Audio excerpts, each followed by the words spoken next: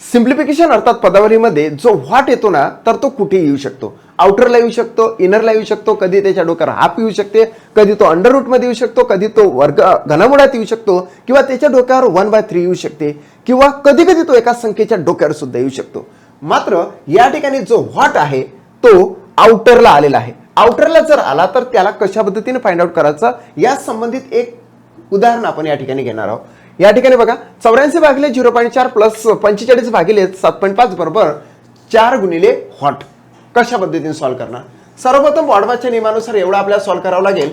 84 भागिले 0.4 प्लस 45 भागिले 7.5 बरोबर 4. याला डायरेक्ट आपण एक्स म्हणूया कारण की 4 गुणिले व्हॉट म्हणजे एक्स.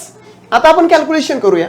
या ठिकाणी बघा हा याला पूर्णत्व प्राप्त करून देण्यासाठी हा पॉईंट इथे जाणार, इथे 0 जाणार, म्हणजेच 840 भागिले 4 झाले आणि याला भाग जाऊ शकतो. 4 1 4, 4 2 8, 4 1 4 आणि इथं 0 म्हणजे या ठिकाणी 210 आले. झालं प्लस या ठिकाणी सुद्धा आपण तसंच करणार.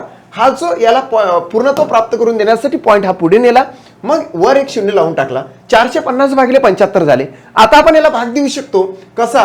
15 5 75, 15 3 45 म्हणजे हे 30 झाले. 5 1 5, 5 6 30 म्हणजेच हे झालेले आहे 6 बरोबर 4x. मित्रांनो आता या ठिकाणी काय करणार की हे झाले 216, 216 बरोबर 4x आणि इथे गुणाकाराचं चिन्ह असतं तो इकडे जाऊन भागाकार होतो. सो ॲट लास्ट मध्ये x बरोबर 216 भागिले काय होते 4. 4 1 4, 4 5 20 उरला 1 झाले 16, 4 चूक 16. सो x बरोबर 54 आन्सर येते.